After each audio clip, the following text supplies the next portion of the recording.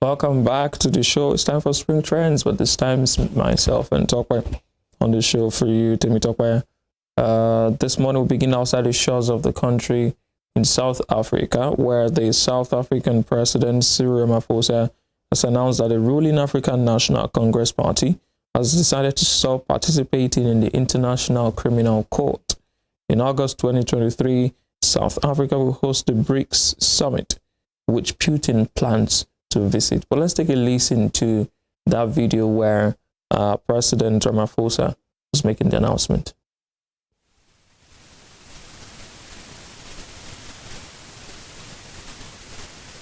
Yes, the governing party, the African National Congress, has taken that decision that it is prudent that South Africa should pull out of the ICC, largely because of the manner in which the ICC has been seen to be dealing with these types of problems.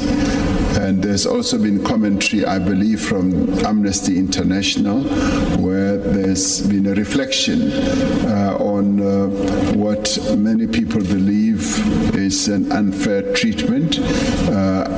And our view is that we would like this matter of unfair treatment to be properly discussed. But in the meantime, the governing party has decided once again that there should be a pull out. Well, so that's the president of South Africa there making the announcement. Let's take the reaction for you now. We'll begin with this brain. It says, just in the ANC rather, gave the government the mandate to withdraw from the Rome Statute, which established the International Criminal Court, which means it will be almost impossible to convict the ANC for any future atrocities. Well, that's this prince's comment on the issue. And Texas says South African President Cyril Ramaphosa just announced that the country's ruling party has decided to withdraw from the International Criminal Court.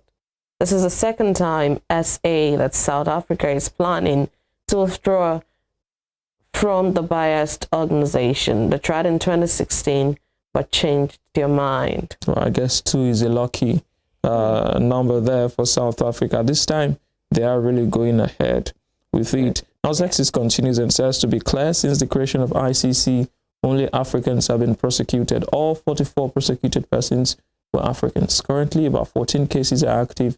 9 of them are Africans on trial. ICC doesn't prosecute powerful nations, only those they feel they can bully. Some interesting commentary there. Yes. I don't know what truth there is to that, the conversations there. Let's look at the next comment. South Africa brings shame to Africa. That's from Glasnost Gone. It's cowardly pro-Russian President Cyril Ramaphosa saying his ruling ANC party has resolved to quit the International Criminal Court, which issued an arrest warrant for Putin. Putin's due to visit the country in August. Well, Putin's visit would spark a lot of controversies. Especially the fact that he's been declared, his arrest warrant has been issued by the ICC. Well, let's move on to Fafo, who says who will be the next to pull out. South Africa ditching ICC. SA's President Ramaphosa has declared his interest. His nation is making the prudent decision to pull out of the International Criminal Court based in The Hague because of the manner in which it deals with problems. Mic drop. Well, the government critic says, breaking news, President Cyril Ramaphosa has pulled South Africa from being a subscriber of the International Criminal Court, ICC, following his good relationship with BRICS. Don't recognize it also. We hope William Ruto won't follow suit because he has a case to answer there. Wow, William Ruto seems to be on the wrong side of his citizens recently. There's been so much criticism of him, but then that's what government is about. Yes. You get criticized every now and then. Max Lyons next says International Criminal Court has not covered itself in glory, especially on selective application of international law. People have been asking how international is international law because other leaders seem to be above international law. For ICC to work, justice must be seen. All countries should adhere equally to the same standards in law. Well, Pastor Dr. Deza says the only sensible thing Cyril Ramaphosa has ever said since he ascended presidency is to re-announce what Jacob Zuma long announced, that South Africa will withdraw its membership from the corrupt International Criminal Court. That thing was established to prosecute African leaders. Elizabeth and her people have committed heinous crimes around the world together with the USA. To this date, none have accounted. Kolobetsio. South Africa will host the BRICS summit in August.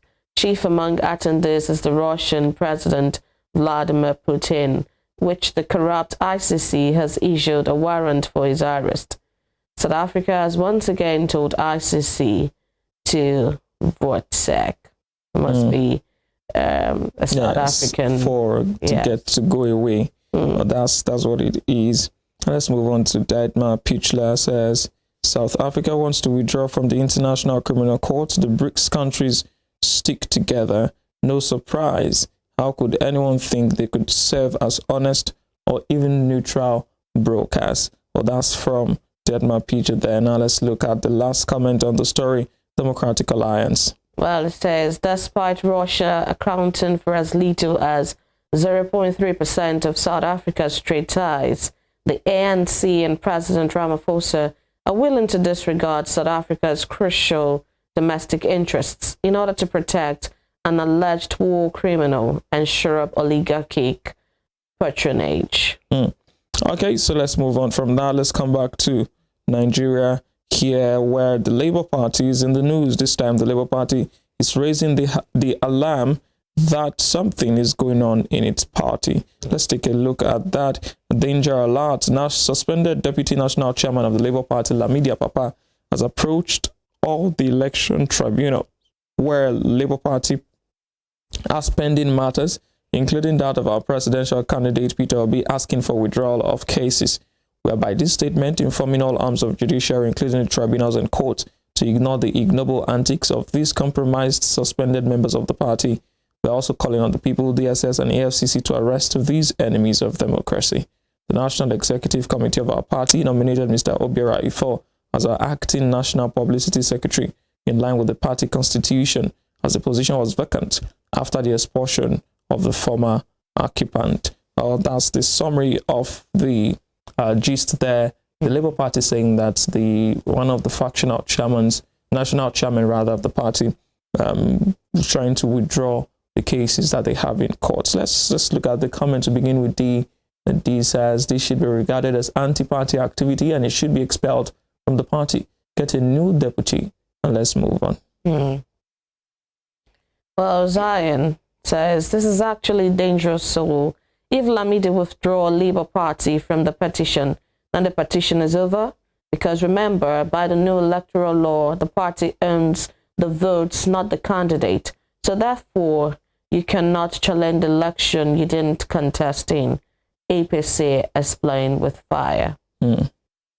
Olorogun NS says, I've always known Lamidi Apapa is sponsored by the ruling party to cause unrest within the Nigerian Labour Party, and this is not good for Nigeria's democracy. That's what Olorogun is saying. So let's look at the next comment. Baron Kaimeka. Well, it says, let's start with the legality of this position as to court rules.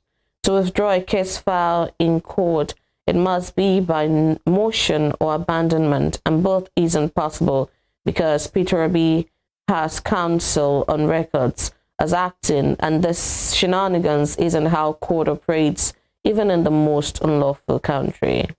Well, so let's go over. Theodore says it came late. Nothing can rule out the case in court now, and even if he were to be the legitimate Labour Party chairman, firstly, the first petitioner is Peter Obi. Second, it's a filed case prior to his coup emergence. So all these charades now is playing with the APC is dead on arrival. Well, Sage says somebody that should have been long expelled from the party.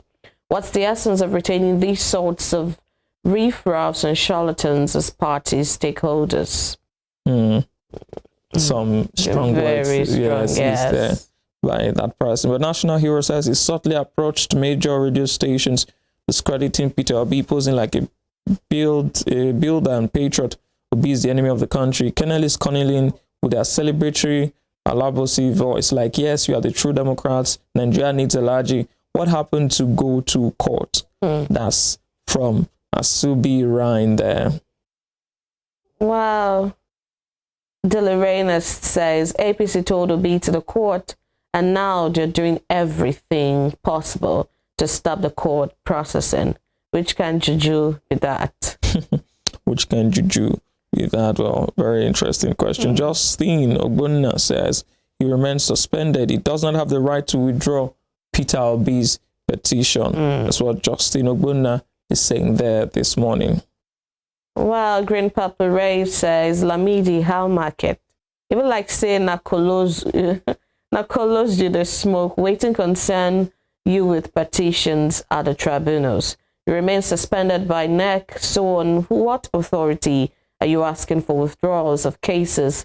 The Agbado way you chop, don't they manifest? Don't they manifest? Well, that's all we can take on that story for you. Those are the comments that we have for you. Now let's move over to the last story. Something happening within the Nigerian Bar Association. So let's look at the lead to that story there. This was posted by Port Harcourt Socials. Says Ifunanya Delilah, a young female lawyer who was called to bar on the 28th of July 2021, has reportedly been suspended by the Nigerian Bar Association (NBA) over misconduct. Source E newspaper. Now let's look at why she was suspended. Some of the pictures that she's a practicing of. She's been called to bar. Supposed to be a lawyer. So let's take the pictures and slide now in motion. Begin with the first one there. As you can see, a picture of her in legal uniform, not so legal there. And then we'll take the next picture, which shows her really in our legal, regalia. But then this is unbecoming of a legal practitioner, especially when you put it on social media and where people know that you are a legal practitioner. And then this last one that you can see there, it's part of what has cost this lady, what has brought the suspension to her. So let's start with Femi. Femi says, is it the smoking or the nudity? Because with the way now they pay lawyers, now they maintain their mental health. That's what Femi, you're giving this comment there. Well, Malik says, but Wike, a backbencher, can arrest lawyers and block the way to court so they can miss deadline. Pastor Camo says, it took them like forever. I saw it coming. Well, King Stifler of Canada says, YOLO, don't put this one for one chance. Parents suffer, send you go school. You turn Igbolabi for social media. When them go, they advise some of them, it could be like, say people mouths, they smell. Lobaton. Well, Lobaton, the engineer Louis says, almost seriously can feel sorry for her because some people want her. I mean, they told her that future matters and she didn't care. Well, Sledge says she got what she wanted. She's not the first to do all these, but her ruin is definitely too much. Well, that's what Sledge says. Now, Excel Job says there are lawyers that smoke and do worse than this. They're smart enough not to show it on social media. It's not hypocrisy. It's just wisdom to know what to do and what not to do on social media. The world is changing, but not fast enough. Don't make yourself a victim. Pablo Martini, at least she'll face one hustle and stop confusing the NBA. Guys are smoking of weed and posting nudes pays more. I'm happy for her though. And Uchin Audu says, bah, whatever they call it, got it wrong. Is Nigeria actually working? Tell me one good thing that Nigerian government has done for the young people. Bah is quick to suspend her, but yet to declare Peter Obi the winner of the past election. Don't laugh at her. And our very last comment on the story there is from Baba for the girls. There is freedom of speech, but not freedom of consequences. Well, that's where we end the story this morning. Those are the tweets and stories that we have for you. The conversation still continues on social media, on all of our social media handles, Facebook, Instagram, and Twitter. And of course, YouTube. Do well to subscribe to us there. My name is Emmanuel Ojadigele. Happy Wednesday. I'll see you tomorrow. Thanks for joining us today. I'm Temi Tope Ajijala Oluola. Have a good day.